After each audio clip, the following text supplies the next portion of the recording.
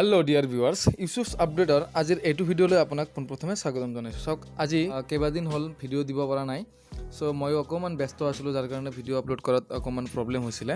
চ' আজি আহিছোঁ আপোনালোকৰ মাজত নতুন এটা টপিকৰ ওপৰত আলোচনা কৰিবলৈ। চাওক, য'ত আলোচনা কৰিম NSP বা নেশ্যনেল স্কলাৰশ্বিপ পৰ্টেলৰ বিষয়ে। চাওক, এই পৰ্টেলটো অকণমান বেলেগ কৰিছে, ডিজাইন কৰিছে নতুনকৈ। চ' বহুতে মানে সুধি আছে, মানে আমাৰ এইটো ছাইডতো মানে কি হৈ আছে, মানে আমাৰ যিটো এৰিয়া, এই এৰিয়াটো মানে কি NSP কৰোঁতে অকণমান প্ৰব্লেম পাই আছে বহুতে, মানে ছাইডটো অকণমান খেলি মেলি কৰিলে, মানে অকণমান চেঞ্জ কৰি দিলে। চ' চাওক কি বস্তু বেলেগকৈ দিলে, মই আজি সেইখিনি বস্তুৰ ওপৰত মানে কিছু কথা পাতিবলৈ আপোনালোকৰ মাজত উপস্থিত হৈছোঁ।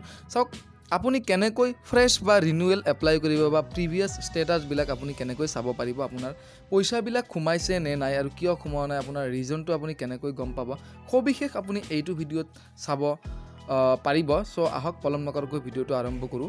আৰু ইয়াৰ আগতে জনাই দিছোঁ, আপুনি যদি মোৰ এইটো চেনেলত আজি নতুনকৈ ভিজিট কৰিলে, চেনেলটো অনুগ্ৰহ কৰি কাষত থকা বেল আইকনটো দবাই দি এলাউ অল নটিফিকেশ্যন কৰি দিব, যাতে মই আপলোড দিয়া যিকোনো ধৰণৰ ভিডিঅ' নটিফিকেশ্যন সকলোতকৈ আগত আপুনি লাভ কৰে। চ' আহক আৰম্ভ কৰোঁ। আপুনি ইয়াৰ কাৰণে কি কৰিব লাগিব, চাওক, আপুনি আপোনাৰ মোবাইলৰ যিকোনো এটা ব্ৰাউজাৰ অ'পেন কৰিব। মই মোৰ মোবাইলৰ ক্ৰম নহয়, যিটো গুগল ব্ৰাউজাৰটো অ'পেন কৰি লৈছোঁ। আৰু ইয়াত আহি আপুনি চিম্পলি টাইপ কৰিব NSP বুলি। চাওক, চিম্পলি NSP বুলি এনেকৈ চিম্পলি টাইপ কৰি পেলাই আপুনি কি কৰিব, চাৰ্চ কৰি দিব। আৰু চাৰ্চ কৰি দিয়াৰ লগে লগে কিন্তু একেবাৰে টপত আপুনি যিটো মানে কি পাব, ৱেবছাইট দেখা পাব। চাওক, নেশ্যনেল স্কলাৰশ্বিপ পৰ্টেল বুলি লিখা থাকিব। চিম্পলি আপুনি ইয়াত এনেকৈ ক্লিক কৰি দিব। আৰু এই নেশ্যনেল স্কলাৰশ্বিপ পৰ্টেল ইয়াত ক্লিক কৰি দিয়াৰ লগে লগে কিন্তু যিটো পৰ্টেল, সেই পৰ্টেলটো কিন্তু ইয়াত খোল খাই যাব। আপুনি চিম্পলি এইটো পেজত আহি আপুনি কি কৰিব, ৰাইট ছাইডৰ টপ কৰ্নাৰত থকা 3 ডটত ক্লিক কৰি আপুনি চিম্পলি ডেস্কটপ ছাইডত লৈ ল'ব। চাওক, ডেস্কটপ ছাইড কৰি লোৱাৰ লগে লগে কিন্তু আপুনি এনেকুৱাকৈ পেজটো দেখা পাব। আপুনি দেখা পাইছে আগৰ যিটো পেজ আছিলে বা আগৰ যিটো ছাইট আছিলে, ৱেবছাইটটো কিছু পৰিমাণে চেঞ্জ কৰিছে বা খাল সলনি ঘটাইছে। চিম্পলি ইয়াত একো মানে ভাবিবলগীয়া নাই, একো টান বস্তু ইয়াত দিয়া নাই। আপুনি চিম্পলি কি কৰিব লাগিব, আপুনি যদি নতুনকৈ এপ্লাই কৰিব বিচাৰিছে, চিম্পলি চাওক, আপুনি নিউ ৰেজিষ্ট্ৰেশ্যন, চাওক, এপ্লিকেণ্ট কৰ্নাৰ বুলি আপুনি দেখা পাইছে অপশ্যন এটা। চাওক, এপ্লিকেণ্ট কৰ্নাৰ্ছত গৈ পেলাই চিম্পলি আপুনি দেখা পাইছে নিউ ৰেজিষ্ট্ৰেশ্যন।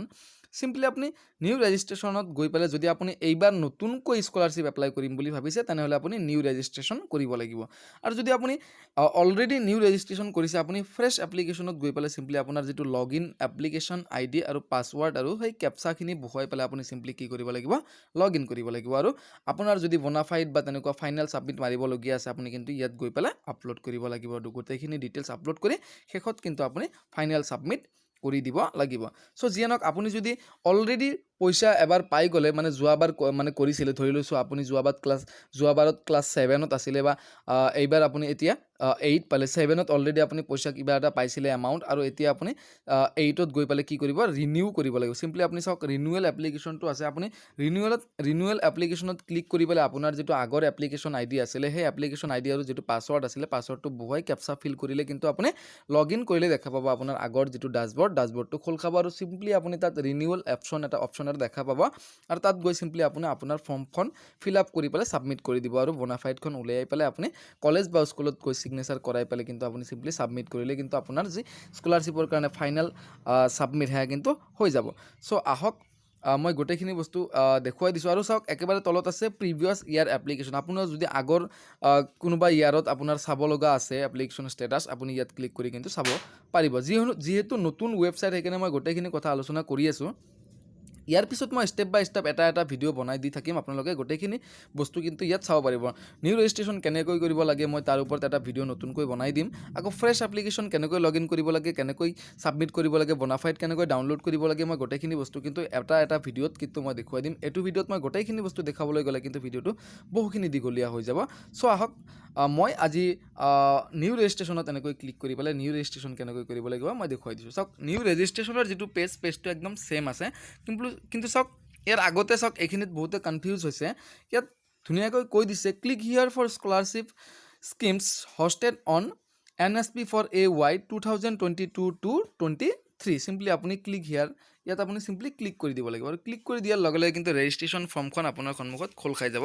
আৰু ইয়াৰ আগতে চাওক, ৰেজিষ্ট্ৰেশ্যন ফৰ্মৰ আগত চাওক, আণ্ডাৰটেকিং কিছু দিয়া আছে, টাৰ্মছ এণ্ড কণ্ডিশ্যন কিছু দিয়া আছে। আপুনি চিম্পলি এইখিনি পঢ়ি ল'ব পাৰে, নহ'লে আপুনি চিম্পলি ইয়াত টিক চিন দি পেলাই কণ্টিনিউত ক্লিক কৰি দিব আৰু কণ্টিনিউত ক্লিক কৰি দিয়াৰ লগে লগে কিন্তু যিটো ৰেজিষ্ট্ৰেশ্যন ফৰ্ম চাওক ফৰ্মখন আগৰ নিচিনাকৈ এজ ইট ইজ আছে চাওক আপুনি চিম্পলি এই ফৰ্মখন ইয়াত ফিল আপ কৰি দিব ফাৰ্ষ্টতে আছে চুজ ইউৰ অপশ্যনছ চাওক চিম্পলি আপুনি অপশ্যনত চিলেক্ট কৰি আপোনাৰ যিটো ষ্টেটটো চিলেক্ট কৰিব নেক্সট চাওক স্কলাৰশ্বিপ কেটাগৰী ইয়াত চাওক আপুনি প্ৰি মেট্ৰিক পোষ্ট মেট্ৰিক যি লাগে ইয়াত আপুনি দি দিব তাৰপিছত চাওক নেম আছে ষ্টুডেণ্টছ নেমটো ইয়াত দি দিব স্কিম টাইপটো দি দিব চাওক স্কিম টাইপত আপোনাৰ স্কলাৰশ্বিপ বুলি চিলেক্ট কৰিব লাগিব নেক্সট ডেট অফ বাৰ্থ দিব লাগিব যাৰ কাৰণে আপুনি এপ্লাই কৰি আছে তাৰ ডেট অফ বাৰ্থটো কিন্তু ইয়াত বহাব লাগিব নেক্সট আছে জেণ্ডাৰ চিম্পলি আপুনি আপোনাৰ জেণ্ডাৰ মেল ফিমেল আদাৰ্ছ যি হয় আপুনি দি দিব নেক্সট আপোনাৰ এটা ভেলাইড মোবাইল নাম্বাৰ দিব আৰু ইয়াৰ পিছত email ID bank IFC code confirm bank IFC code ইয়াৰ পিছত আছে bank account number confirm bank account number ইয়াৰ পিছত চাওক আইডেণ্টিফিকেশ্যন ডিটেইলছ আছে বেংক একাউণ্ট আধাৰ ইয়াত পাই যাব আপুনি যিটো